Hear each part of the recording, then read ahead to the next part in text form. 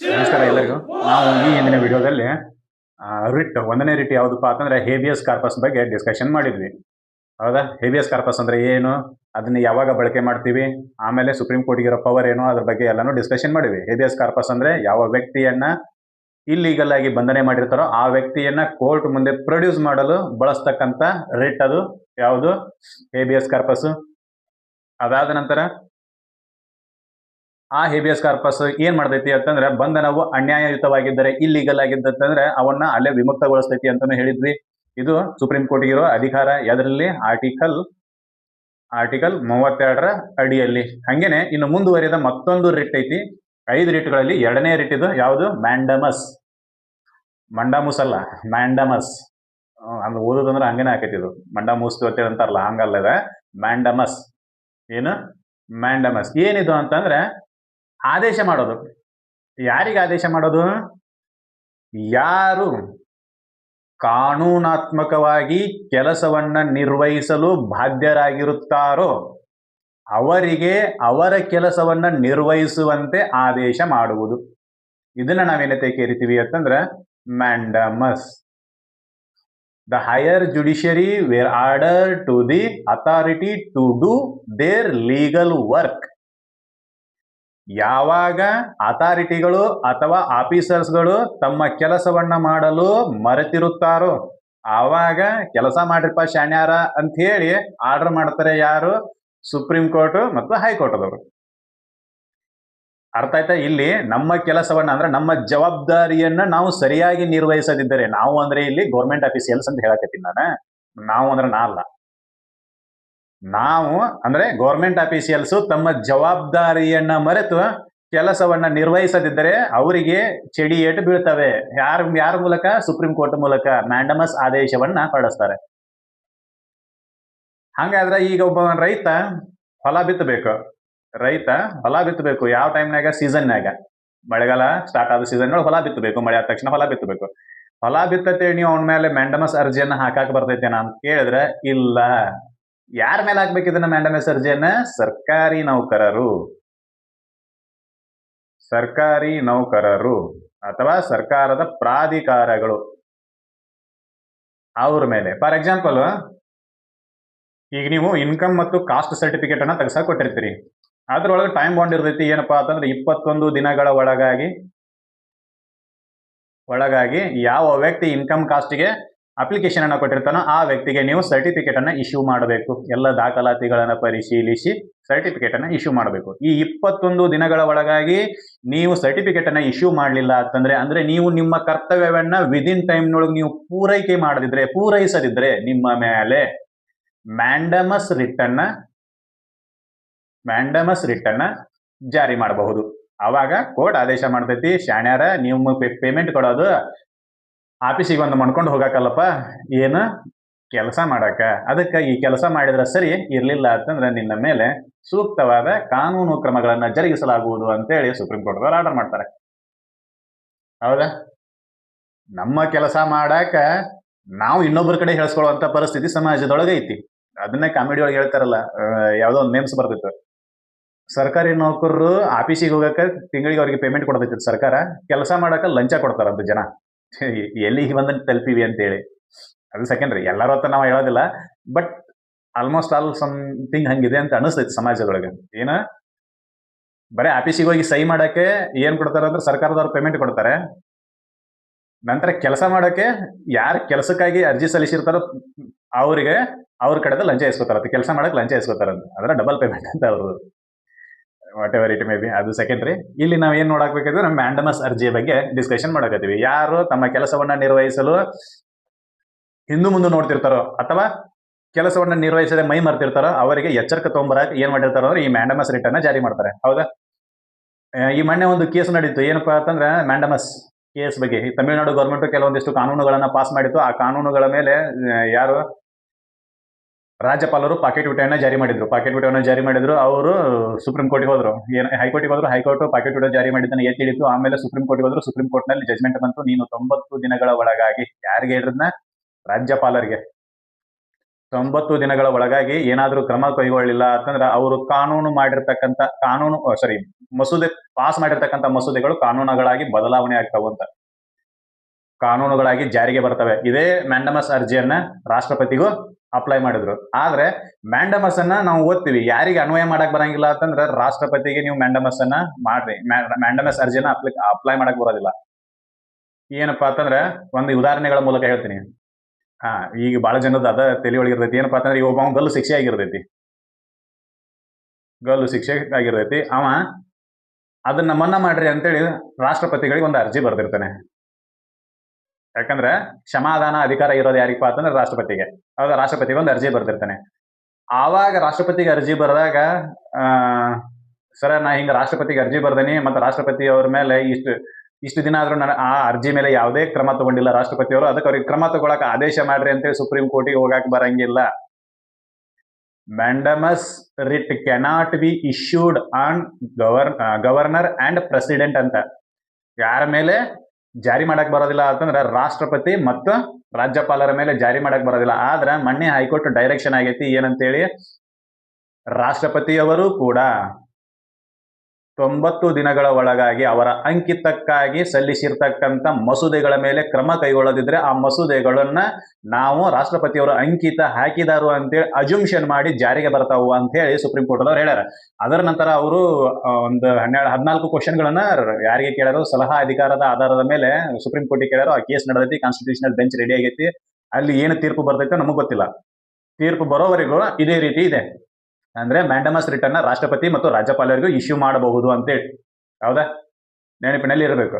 ಈ ಮ್ಯಾಂಡಮಸ್ ಅರ್ಜಿಯನ್ನ private persons ವಿರುದ್ಧ ಹಾಕಕ್ ಬರಂಗಿಲ್ಲ, ಪ್ರೈವೇಟ್ ಪರ್ಸನ್ಸ್ ವಿರುದ್ಧ ಜಾರಿ ಮಾಡಕ್ ಬರಂಗಿಲ್ಲ. ನಾರಾಯಣ ಮೂರ್ತಿ ಅವರ ಆಫೀಸ್ನೊಳಗ, ಇನ್ಫೋಸಿಸ್ ಆಫೀಸ್ನೊಳಗ ಒಂದು 400 ಸೀಟ್ ವೇಕೆನ್ಸಿ ಇದಾವ ಅನ್ಕೊಂಡ್ರೆ ಆ ಸೀಟ್ ಅನ್ನ ನೀವು ಫುಲ್ಫಿಲ್ ಮಾಡ್ರಿ ಅಂತೇಳಿ ಮ್ಯಾಂಡಮಸ್ ಅರ್ಜಿಯನ್ನ ತಗೊಂಡ್ಬರಕ್ ಬರ್ತೈತೇನೆ? ಇಲ್ಲ, ಅದು ಪ್ರೈವೇಟ್.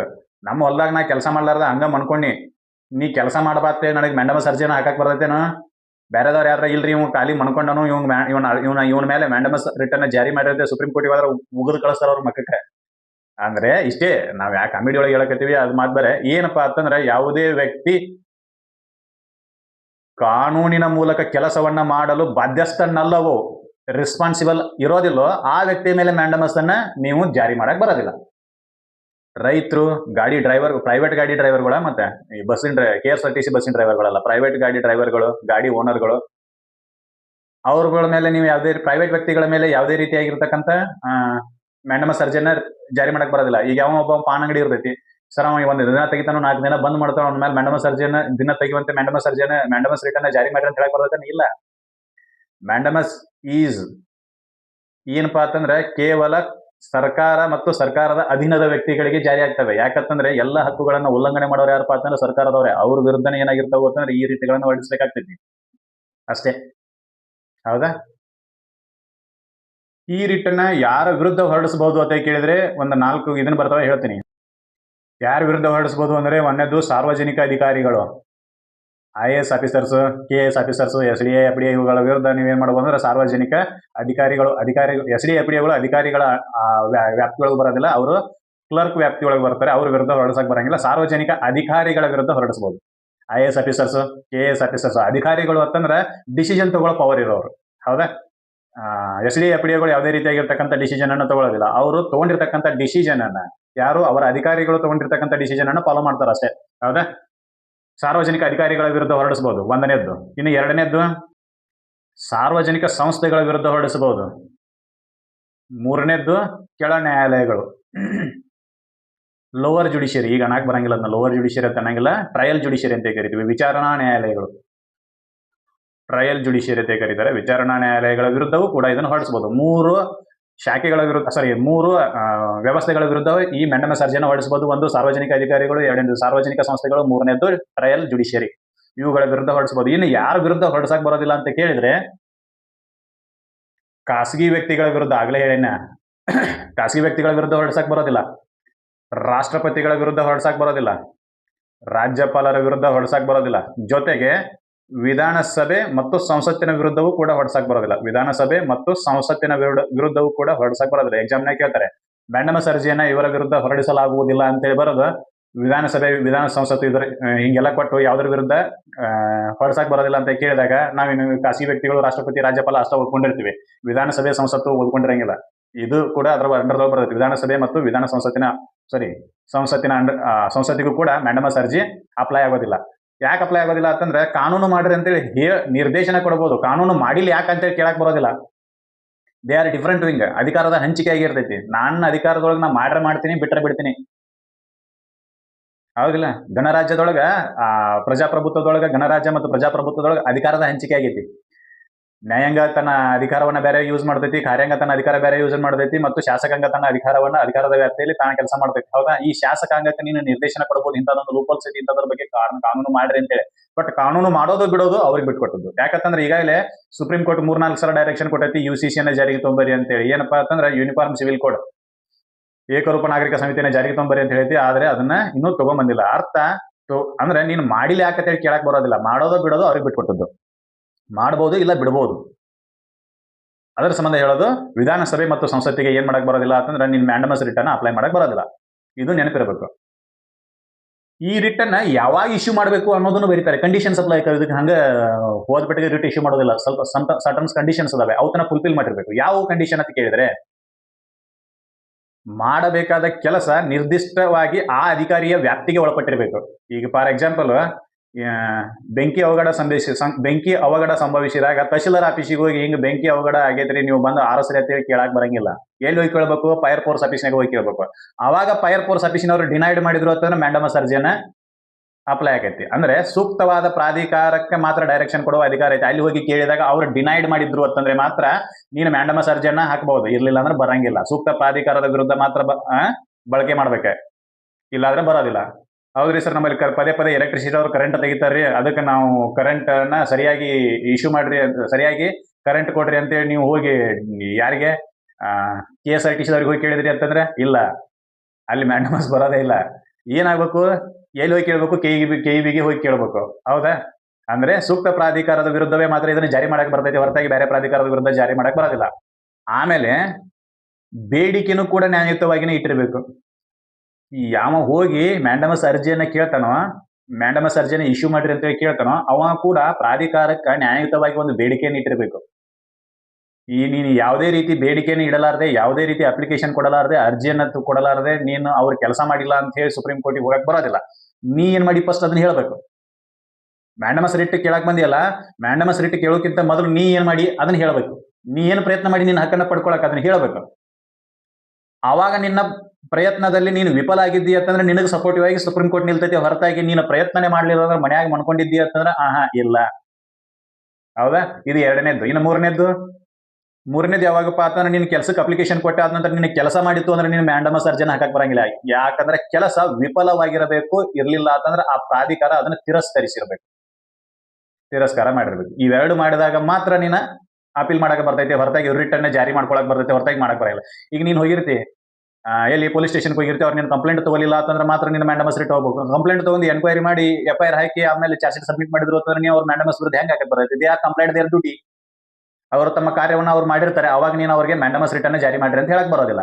ಅವ್ರು ಏನಾದ್ರು ವಿಫಲರಾಗಿದ್ರು ಅಥವಾ ತಿರಸ್ಕಾರ ಮಾಡಿದ್ರು ಅಂದ್ರೆ ಮಾತ್ರ ಮ್ಯಾಂಡಮಸ್ ರಿಟ್ ಅನ್ನ ಜಾರಿ ಮಾಡ್ಕೊಳಕ್ ಬರ್ತೈತಿ. ಇವು 3 ಕಂಡೀಷನ್ ಎಲ್ಲಿ ಮ್ಯಾಂಡಮಸ್ ರಿಟ್ ನಲ್ಲಿ ಅಪ್ಲೈ ಆಗ್ತವೆ. ಸುಮ್ನೆ ಮ್ಯಾಂಡಮಸ್ ರಿಟ್ ಅನ್ನ ಕೊಡಕ್ ಬರೋದಿಲ್ಲ. ಹೌದಾ? ಈ ಮ್ಯಾಂಡಮಸ್ ರಿಟ್ಗೆ ಒಂದು 3 ಲಿಮಿಟೇಷನ್ಗಳು ಅದಾವ, ಮಿತಿಗಳು ಅದಾವ. ಅವುಗಳ ಮೇಲೆ ನೀನು ಏನ್ ಮಾಡಕ್ ಬರೋದಿಲ್ಲ ಅಂದ್ರೆ ಮ್ಯಾಂಡಮಸ್ ರಿಟ್ ಅನ್ನ ತಗೊಳಕ್ ಬರೋದಿಲ್ಲ. ಒಂದನೇದು ಯಾವ್ದಪ್ಪ ಅಂತ ಕೇಳಿದ್ರೆ, ವಿವೇಚನಾಧಿಕಾರಿಗಳಿಗೆ ಸಂಬಂಧಿಸಿತ್ತಂದ್ರೆ, ಅವ್ರು ಮಾಡ್ತಕ್ಕಂಥ ಕಾರ್ಯ ಅವರ ವಿವೇಚನಾಧಿಕಾರಕ್ಕೆ ಸಂಬಂಧಿಸಿತ್ತಂದ್ರೆ, ವಿವೇಚನಾಧಿಕಾರಕ್ಕೆ ಅಂದ್ರೆ ರೂಲ್ಸ್ ನಲ್ಲಿ ಬರೆದಿರೋದಿಲ್ಲ, ನಿಯಮಗಳು ಇರೋದಿಲ್ಲ, ಅದನ್ನ ಅವ್ರು ಆ ಟೈಮ್ ತಕ್ಕಂಗ ತಾವು ಡಿಸ್ಕ್ರಿಷನರಿ ಪವರ್ ಅನ್ನ ಯೂಸ್ ಮಾಡ್ಕೊಂಡು ಡಿಸೈಡ್ ಮಾಡ್ತಿದ್ರು ಅಂತಂದ್ರೆ ಅಂತಹ ಕಾರ್ಯಗಳನ್ನ ಮಾಡುವಂತೆ ಒತ್ತಾಯ ಮಾಡಕ್ ಬರೋದಿಲ್ಲ. ಈಗ ರಾಷ್ಟ್ರಪತಿಗೂ ರಾಜ್ಯಪಾಲಿಗೂ ಕೆಲವೊಂದು ಡಿಸ್ಕ್ರಿಷನರಿ ಪವರ್ಸ್ ಇರ್ತವೆ, ವಿವೇಚನಾಧಿಕಾರಿಗಳು ಇರ್ತವೆ. ಆ ಅಧಿಕಾರಕ್ಕೆ ಸಂಬಂಧಪಟ್ಟಂಗ ನೀನು ಹಿಂಗ ಮಾಡಬೇಕು ಅಂತ ಏನು ಹೇಳಕ್ ಬರೋದಿಲ್ಲ ಅವ್ರಿಗೆ. ಯಾಕಂದ್ರೆ ಅದು ಅವರ ವಿವೇಚನೆಗೆ ಸಂಬಂಧಿಸಿದ್ದು.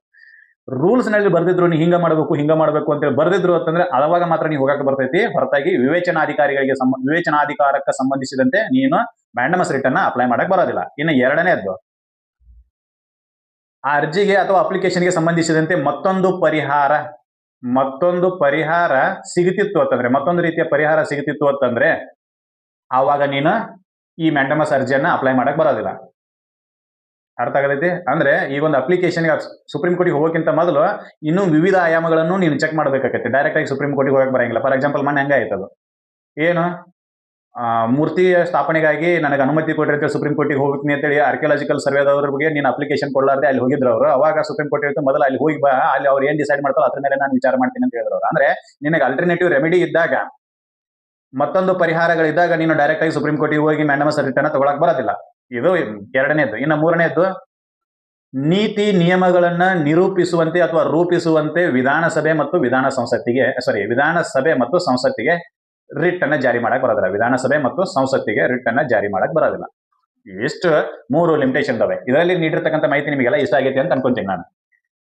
ಆಮೇಲೆ ಈ ಮಾಹಿತಿನ ಎಲ್ಲರಿಗೂ ಸರ್ಕ್ಯುಲೇಟ್ ಮಾಡ್ರಿ. ಮುಂದಿನ ವಿಡಿಯೋದಲ್ಲಿ ಯಾವ್ದ್ರ ಬಗ್ಗೆ ಪ್ರಾಹಿಬಿಷನ್ ರಿಟ್ ಬಗ್ಗೆ ಮತ್ತೆ ಚರ್ಚೆ ಮಾಡೋಣ.